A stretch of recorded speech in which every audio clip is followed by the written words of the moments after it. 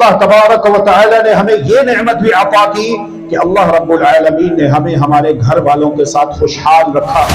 وَأَلَّفَ بَيْنَ قُلُوبِهِمْ لَوْ أَنفَقْتَ مَا فِي الْأَرْضِ جَمِيعًا مَا أَلَّفْتَ بَيْنَ قُلُوبِهِمْ وَلَكِنَّ اللَّهَ أَلَّفَ بَيْنَهُمْ.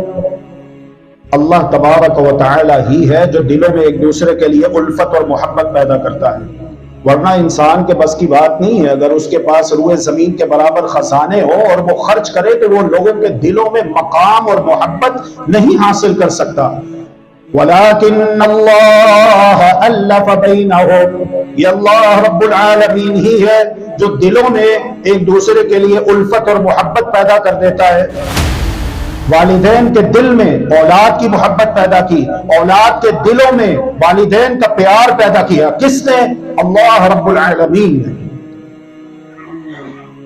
وَمِنْ آيَاتِهِ أَنْ خَلَقَ لَكُم مِّنْ أَنفُسِكُمْ أَزْوَاجًا لِتَسْكُنُوا إِلَيْهَا وَجَعَلَ بَيْنَكُم مَّوَدَّةً وَرَحْمَةً إِنَّ فِي ذَلِكَ لَآيَاتٍ لِقَوْمٍ يَتَفَكَّرُونَ.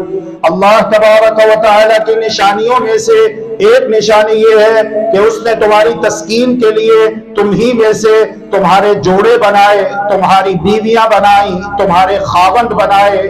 لِتَسْكُنُوا إِلَيْهَا، تاکہ تم ایک دوسرے سے سکون حاصل کرو.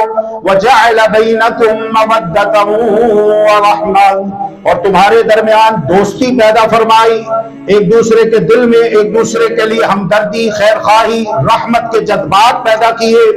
کس نے؟ اللہ رب العالمین.